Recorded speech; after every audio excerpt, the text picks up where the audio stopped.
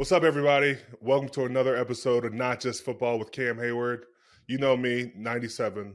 You know Hayden, our longtime producer and my longtime friend. And we have a long list of things to go through with this free agency. Hayden, how you doing? Doing great, man. Excited to be back. I know you just got back from Hawaii. You look rested. You look great. How was Hawaii? I didn't spend enough time there. I need to go back. I think anybody ever spends enough time there, Cam. Nobody ever spends. Yeah, I spent enough time. I had to get back for Coach T's birthday. So happy birthday, Coach T. Glad to see you. I think he's making some moves right now, though. Did you happen to watch the Pat McAfee show today at 1:00? No, I was too busy watching Perfect Match. Oh, wow. Well, I mean, that's another time. But I'm not gonna lie. There was enough drama to fill the Pat McAfee show, though. Yeah, let's be honest. Wow. Interesting. I did not think that's where you were going with that. Great show. Whatever. Did you hear any of the cliff notes though from Pat McAfee with Aaron Rodgers? I did, and it seems like someone was a little bit pissy about what Green Bay was doing, and out of his his darkness retreat, he felt very inclined to move on and move elsewhere. Well, going into the darkness retreat, he was basically said he was 90% retired. And then when he got back to his phone 5 days later, because he didn't have his phone, I guess, which I don't know if I believe, but he didn't have his phone. And then when he got back and saw the stuff, it was, okay, I'm coming back now because of the disrespect. So it almost feels like he's got a chip on his shoulder now. So my only thing with that is it's cool to have a chip on your shoulder, but if you were 90% certain you were going to retire, what are we really talking about here? Like, you're mad because they thought you were going to retire as well. And so to get back at them because they thought you were going to retire because you were going in thinking you were going to retire, I don't know where you really go with this. Like, I'm still waiting for Aaron Rodgers to just be like, nah, I'm good. I'm going to retire now. I saw you started trading for some of those guys I wanted on my list that I won't say that I had a list, but now I'm just going to stay back and, sit out a year. But I guess he wants to follow the Brett Favre model. I think there was also thoughts that he had seen that he was being linked in trade talks too. So I think he took that as like they told him one thing and they were doing another behind closed doors, which I could see why that would upset a player, right? Right. Very true. I think the thing it's kind of funny though, these demands he's making and saying I want to be traded here, but it's like Green Bay still owns you, and if they don't get the draft capital and the players they want, they don't have to agree to a trade. And so it's just like, you can say you want to do all this stuff, but Green Bay holds the ball in their court and they control how it happens, when it happens, and could really make it murky for the New York Jets. I just think at the end of the day, they know they have to trade him. They've got Jordan Love there. They need to figure out what they need to do with him. And I do think it's time for them to move on. I just want to know, as a Jets player, what would be your reaction to all this? What player am I, though? Am I the wide receiver? Because it seems like if I'm a wide receiver, I'm kind of pissed because this dude's just bringing in more and more wide receivers. Well, I'm like, dude, one thing we got to say is good for Randall Cobb and Mercedes. Like, good for them, man. Like, if they're going to be brought along when you're right, he wants to bring Odell too, right? Yes, Odell. So really, you're right. Lazard. Every receiver but Garrett Wilson is basically in huge trouble. Yes. Yeah. Elijah Moore, watch out. I'm sorry, my dude. They're coming for you, bro. Well, yeah, they cut Braxton Berrios too already. So like they've already set this up like that is what's going on here. Mm-hmm. But if I was a defender, I'd be saying, okay, we went from Zach Wilson to Aaron Rodgers. I'm pretty sure I'm in the green with Aaron Rodgers. Like that's a pretty nice upgrade. But I did remember, I think Zach Wilson did say, whoever comes in, I'm going to make that quarterback's life hell. So it's going to be very interesting going forward, though. He might rethink that quote when the trade history goes through. So it's funny, though. You're kind of saying, though, defensively, you'd be all for it because of what the quarterback situation was. So now the question is could that mess up the locker room, though, from the offensive side of the ball? You've seen the tweets, and like the guys wanted Aaron Rodgers. So if you're a wide receiver and you weren't one, the wide receiver one, you're pretty much like, all right, man, like, am I getting shipped out of here or what?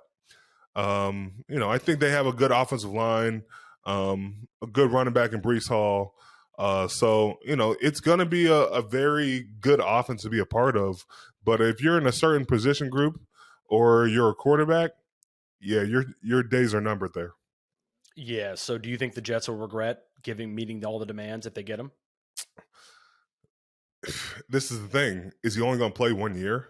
Because that is going to totally mess up your team. If he only plays 1 year and you got to give out all these draft picks and all this stuff they want, you are screwed because you have one chance to make it. And if you don't make it, that trade will fall flat on its face. And you'll be looking like Denver, giving up left and right what you wanted.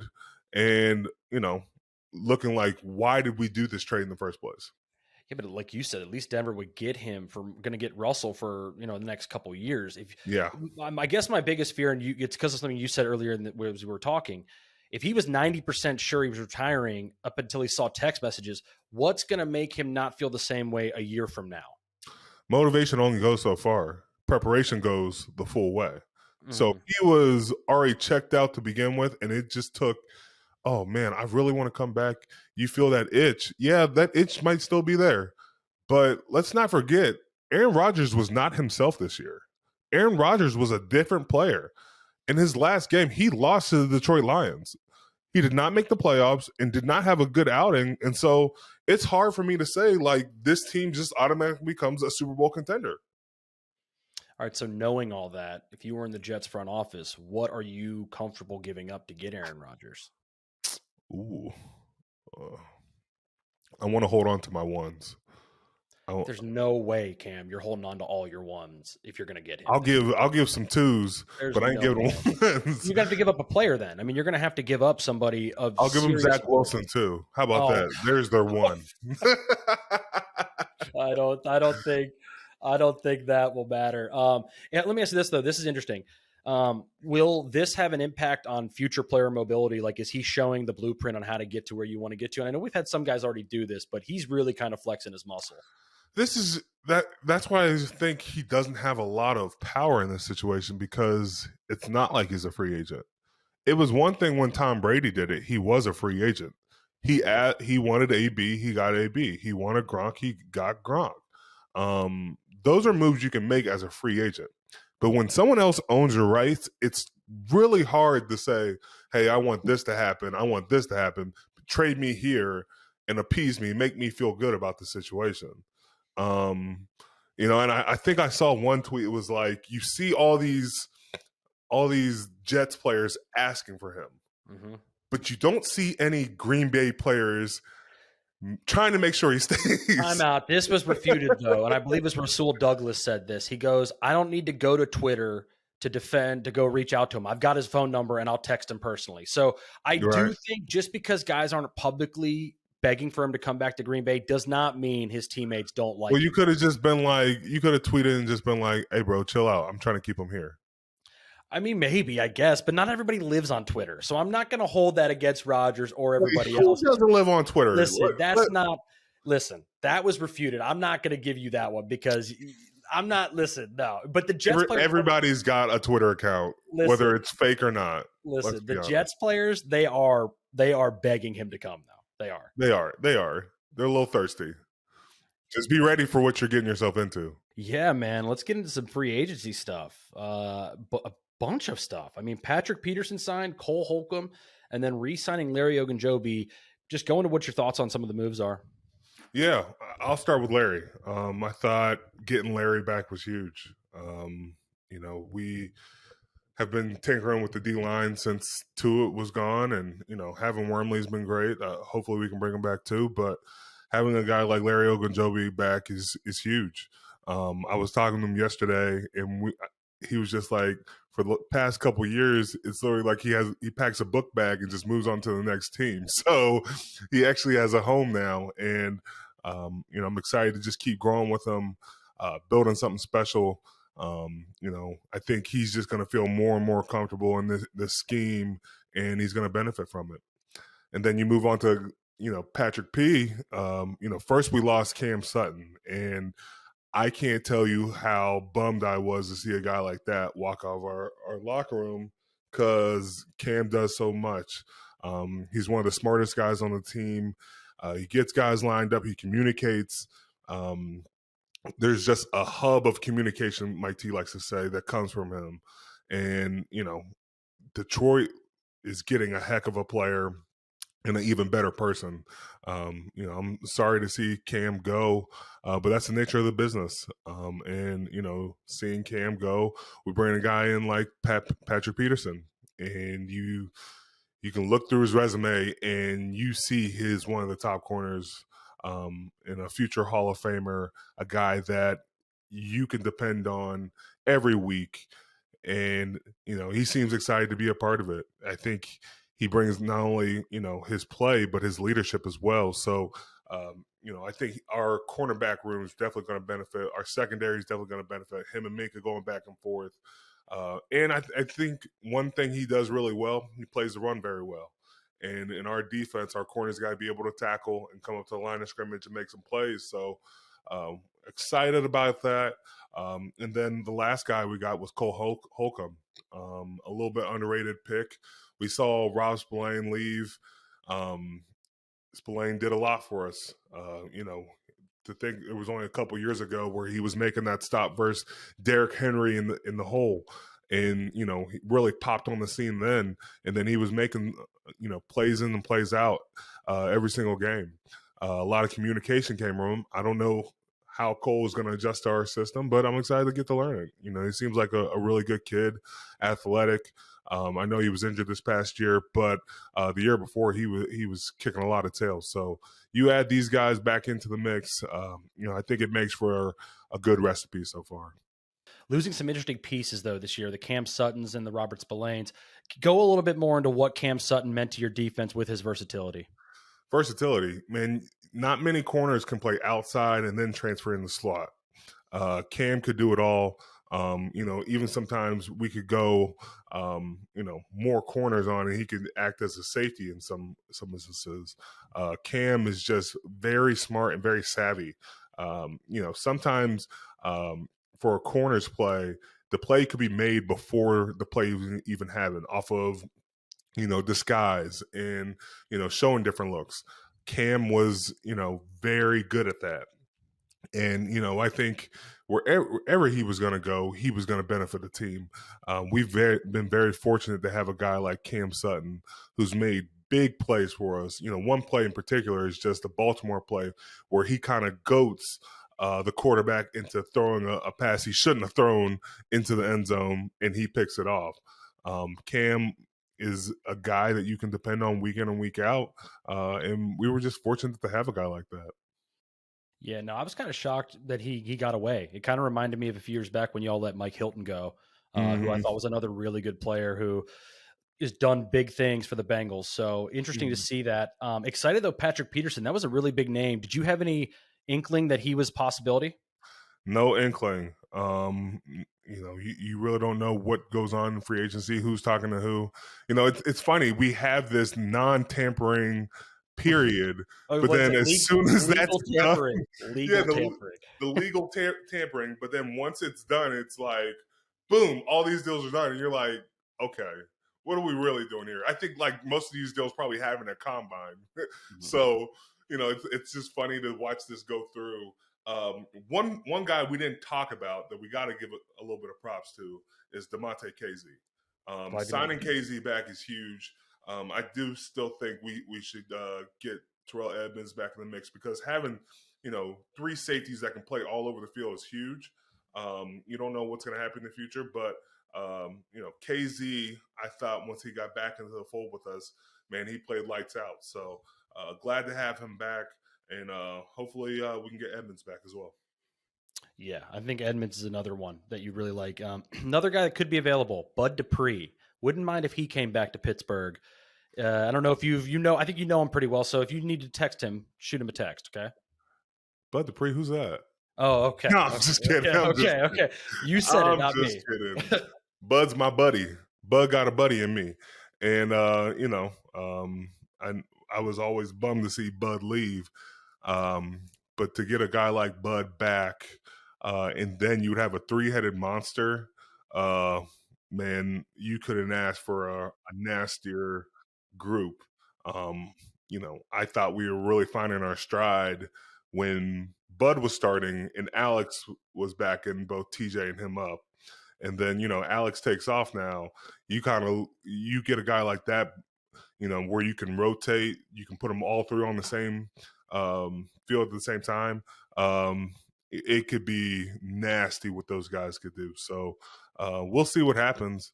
You don't want to speculate too much because you hoping and praying and then it doesn't work out. So we'll see. Get to texting.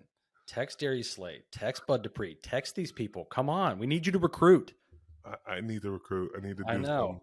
We'll see. I do want to ask, though, do any of these moves, because me and you talk every draft year and you always give me a little bit of a hint, do any of these moves tell you? I give you hints. Don't be ratting me out. You give me hints. You don't give me names. You give me hints.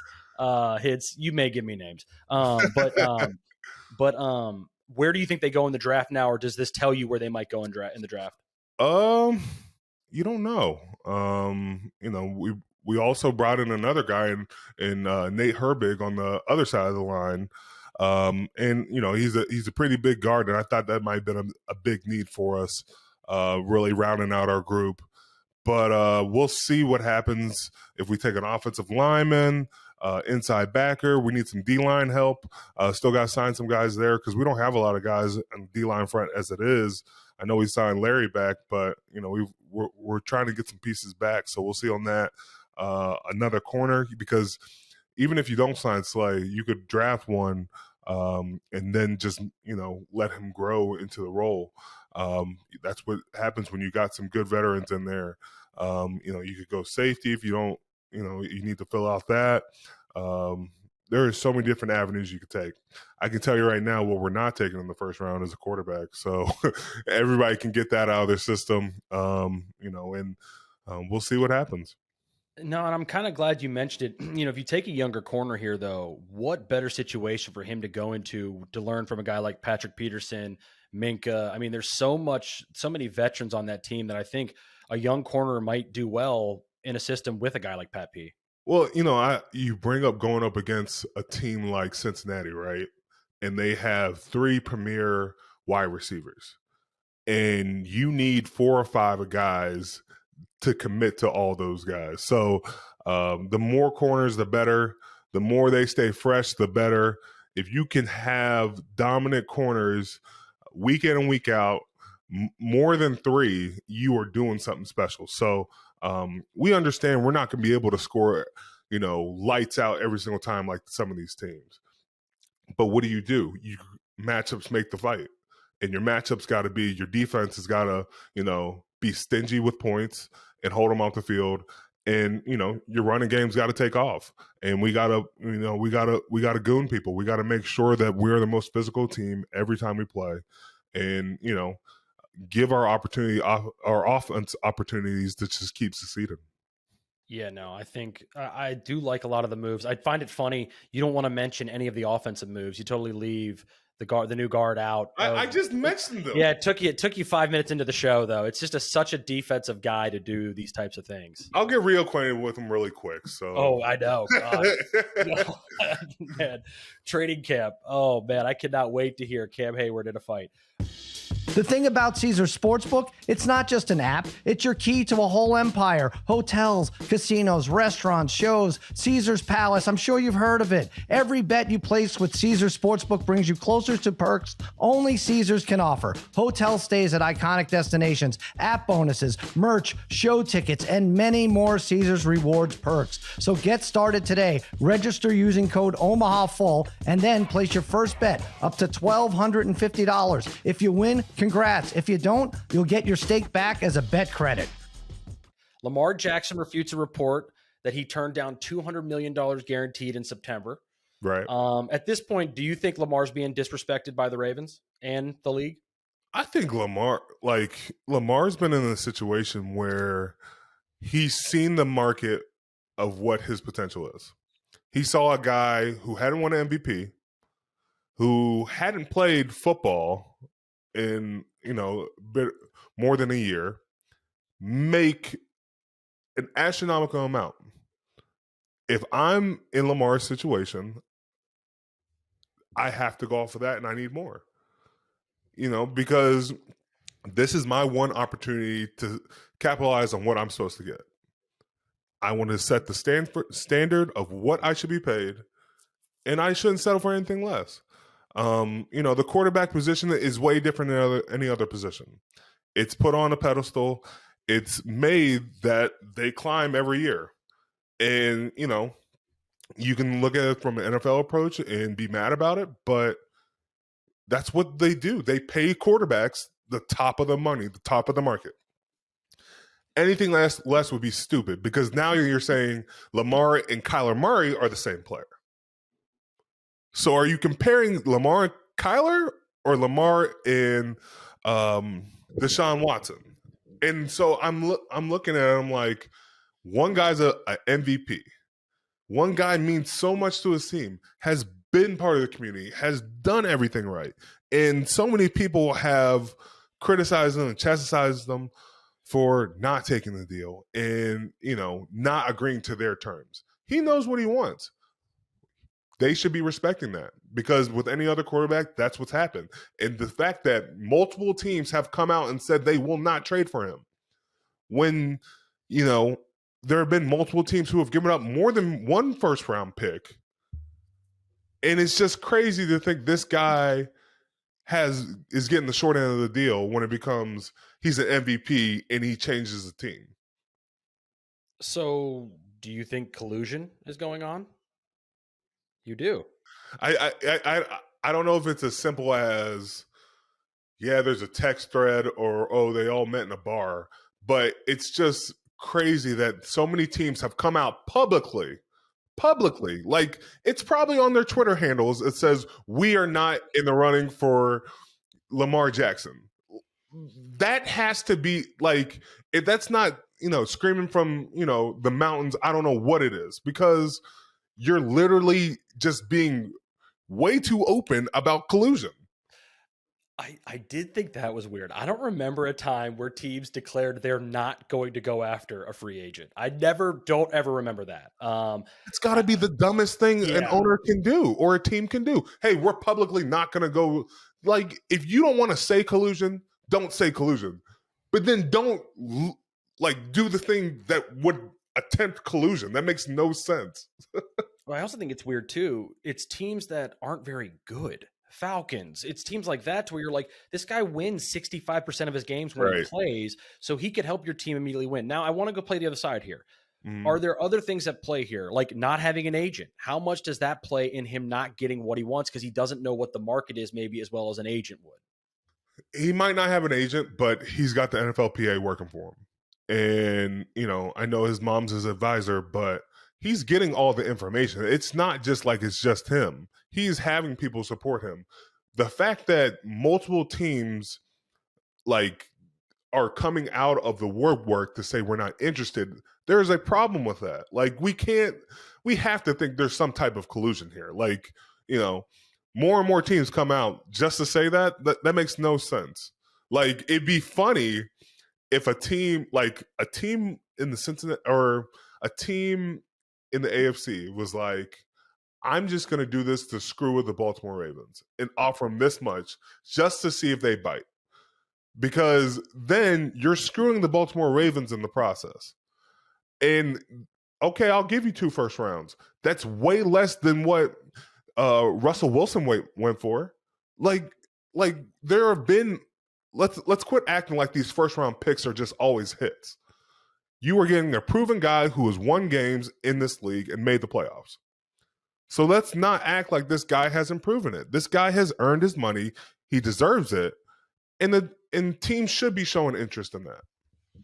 Yeah. I mean, I've also heard reports that other teams don't want to do the work for the Ravens. They don't want to put together basically the contract, and the Ravens come back and match it as well.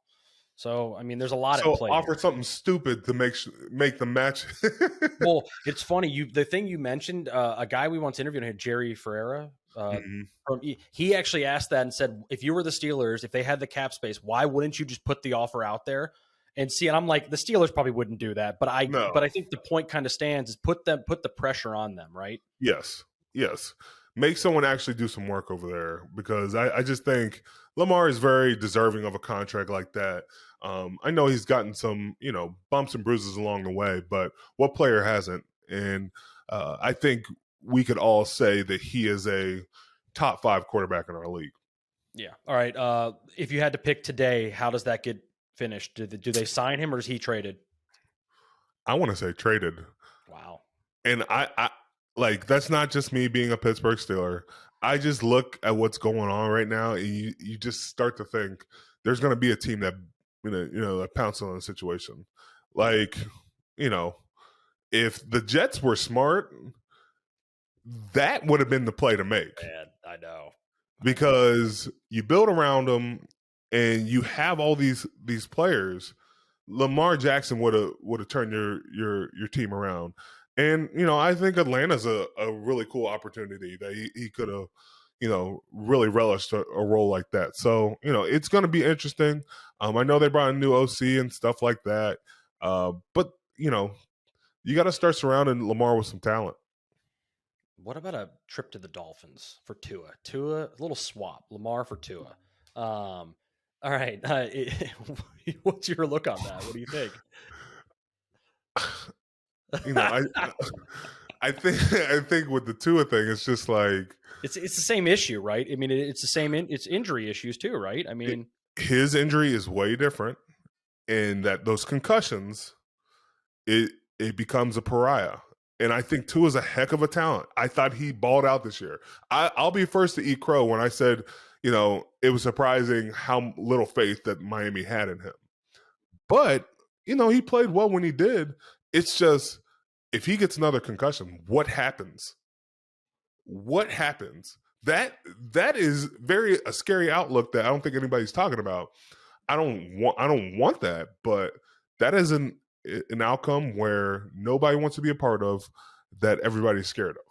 Yeah, it's something you got to consider. That's for sure. All right. Well, obviously, it's a quarterback league. So we got to keep going quarterbacks. I know how much you love this. Love quarterbacks. All right. Raiders get Jimmy G for 3 years, I believe $72 million. Is Jimmy G an upgrade from Derek Carr? No. Wow. Flat out no. No. What the Raiders should have been doing is piling up some O-linemen for Derek Carr. They put that all on Derek Carr, and I just think, it was very inconsistent play because he couldn't step through on his throws. He was dealing with a lot of heat in his face every single time. Not to mention Renfro and Waller were both injured half of the year last year. Now he's going in a situation where it's a little bit better. You got Jarvis Landry. You got Michael Thomas, who's coming off an injury that should be a lot better. And I think you got a better O-line, and you got Kamara. I just think what the Raiders did, they didn't really surround him with enough protection. And if we're looking at Jimmy G right now, what is his one flaw? He's been injured. And so if you can't protect him, it's going to show that you can't protect him, because he won't be out there very long. And they just lost Stidham as well. So it's looking like a situation where the Raiders did not think this out very well. Well, this is obviously a comfortability thing. I mean, Jimmy G was with McDaniels in New England, and he wanted his guy there to run his system, right? Very true.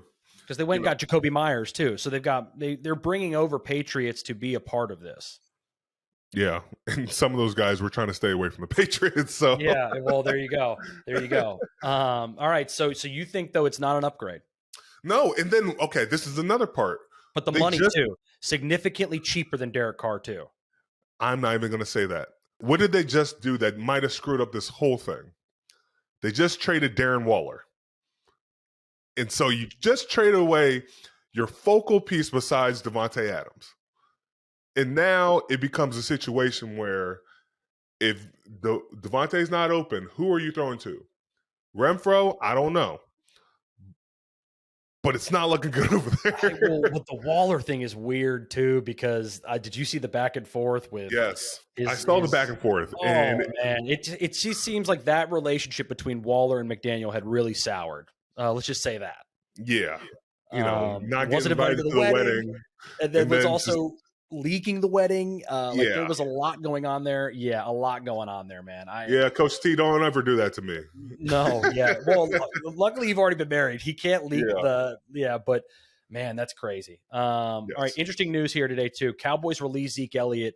What do you think Zeke's future looks like in the NFL? There's definitely teams that could acquire his services. He's a downhill runner, can be good in the pass blocking game as well. I just think the cap hit was just too big for Dallas Cowboys right now. So we'll see, but I think Zeke will be on a team. And it's not just him out there. You got guys like Austin Eckler looking for jobs. So there are some good running backs out there, and they're going to help out some teams. No, it's crazy. The running back market is interesting because there's been rumors of like Eckler wants out, Dalvin Cook might be getting traded. So a lot of guys are going to be available. But it kind of brings me back to this where, we've seen a couple corners recently get traded, right? Stephon Gilmore, Jalen Ramsey. And I just am curious, what is your take on the lack of draft capital or even compensation teams are getting back for these types of players? Because they're both still really good corners, right? Yeah. I think for defenders, you look at some of what these quarterbacks are getting traded for. And sometimes I'm just like, man, you can trade a 4th round or 5th round pick to get a guy that could, get you to a Super Bowl. He could shut down half of your field.